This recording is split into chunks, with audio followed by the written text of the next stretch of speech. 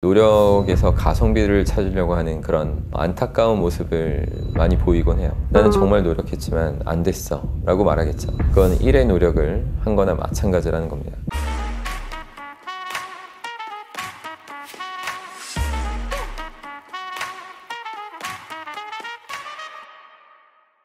안녕하십니까, 여러분의 심리 멘토 박스입니다. 요즘 유튜브나 광고들을 좀 보면 이런 게 많이 나오죠. 6개월 만에 월 1000만 원 벌었습니다.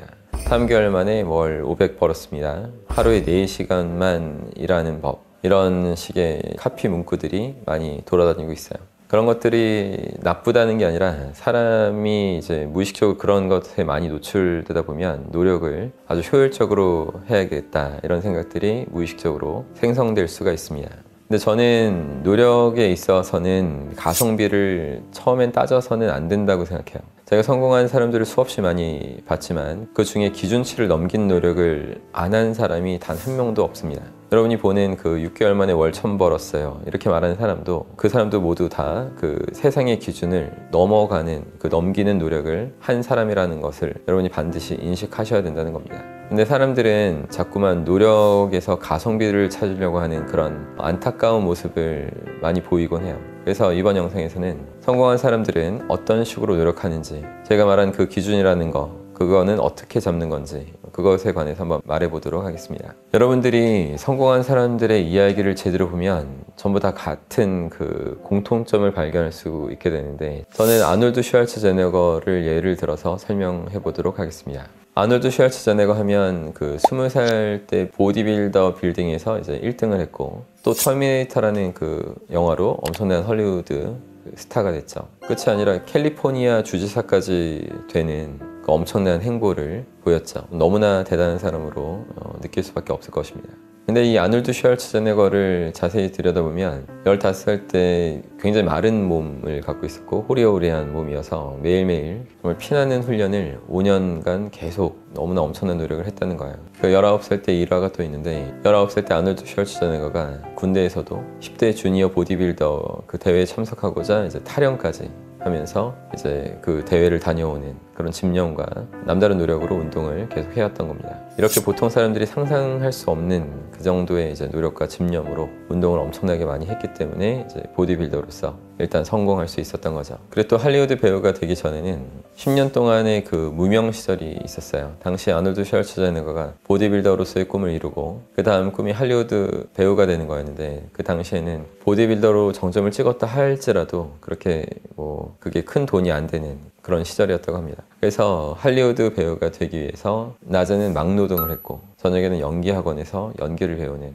그런 생활을 계속하면서 이제 무명 시절을 보냈던 거죠. 지금 생각으로는 아놀드 슈왈츠제네거의 그 당시 우람했던 몸이 엄청나게 그가 배우 되기에 적합하고 도움이 됐을 것 같지만, 그 당시에는 이제 몸집이 너무 크고 오스트리아 출신이어서 발음도 잘 안 좋았다고 해요. 그래서 사람들이 당신은 할리우드 배우 하기에는 너무 적합하지 않다 이런 얘기들을 정말 많이 받았다고 하는데, 그래도 그는 계속 꾸준히 굽히지 않고 노력을 했던 거죠. 그렇게 지속적으로 계속 끝없이 노력하면서 무명 배우 그 10년을 버티면서 꾸준한 노력 끝에 이제 자신에게 딱 맞는 캐릭터 터미네이터를 만나게 됐고, 그것을 기점으로 다른 역할들도 잘 소화해 나가면서 이제 할리우드 유명한 스타가 될 수 있었던 겁니다. 제가 이 이야기를 드리는 이유는, 보통 사람들은 성공한 사람들을 볼 때 겉으로 보이는 그 성공한 모습밖에 보지 못하지만 이 영상을 보는 여러분들만큼은 그 이면에 담긴 진정한 노력을, 남다른 노력을 먼저 볼 수 있는 그런 사람이 됐으면 좋겠다는 생각에서입니다.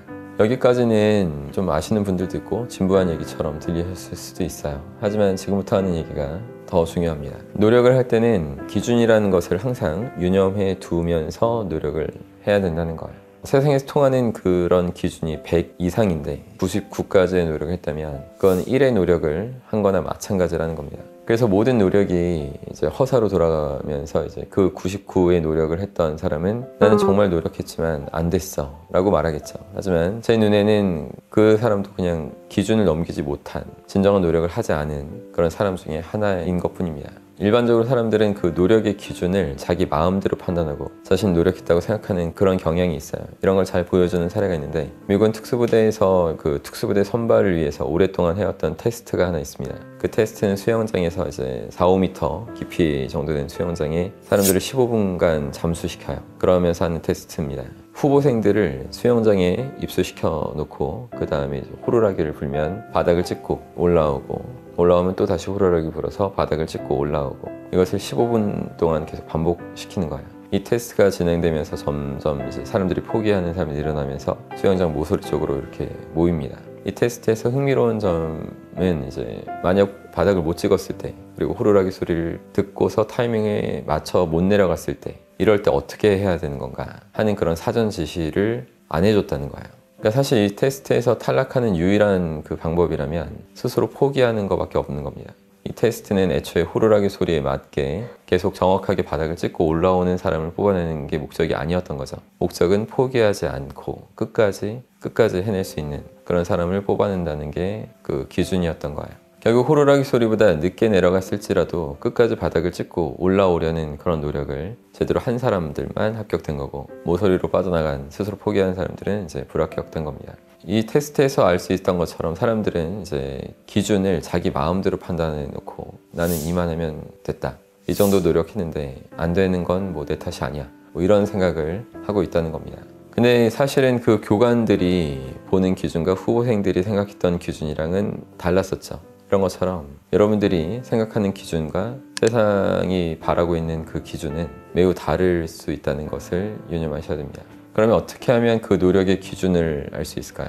그 방법으로 가장 추천드리는 게, 저는 성공한 사람들의 이야기를 많이 알고 있으라 하는 그 점입니다. 그러니까 저는 제 가슴속에 인간의 한계를 초월한 존재들을 정말 많이 품고 있어요. 그래서 그 덕분에 노력에 대한 그 기준이 그런 분들한테 맞춰져 있습니다. 증명하신 분.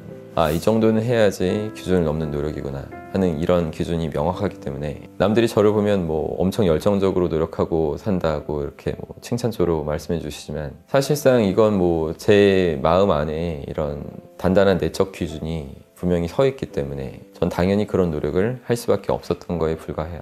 그러니까 여러분들도 여러분들의 분야에서 성공한 사람들의 이야기를 먼저 찾아서 아, 이 정도가 세상이 바라는 기준이구나, 뭐 이런 부분을 제대로 먼저 인식하셔야 됩니다. 세상은 여러분이 기준을 넘는 노력을 했을 때만 여러분한테 관심을 가져줄 거예요. 앞에서 말했던 내용들을 정리해보자면, 여러분들이 월 1,000만 원, 하루에 4시간 뭐 이런 카피 문구를 보더라도 그 이면에 있는 노력을 먼저 보고, 그리고 여러분이 실제로 도전할 때는 해당 분야에서 어느 정도의 노력을 해야 하는가, 그 노력의 기준을, 세상이 통하는 그 기준을 제대로 인지한 상태로 노력을 정말 제대로 하셨으면 좋겠습니다. 그럼 여러분들이 무엇을 하든 정말 성과가 나게 되는 그런 노력만을 하게 되실 거라고 확신합니다. 그래서 여러분 항상 분야 최고한테 배워라, 이런 얘기를 제가 자주 하는 것입니다. 항상 힘내십시오. 고맙습니다.